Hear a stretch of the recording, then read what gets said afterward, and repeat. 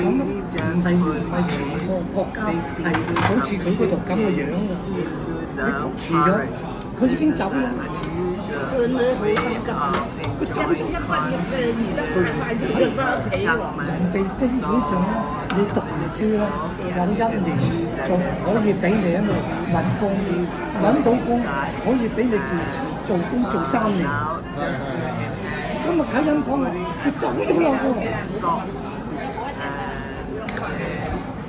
咁啊，我都講。個女又識演技，佢唔中意啊，憑自己就主觀，佢唔中意啊。每一個人嘅性格。係。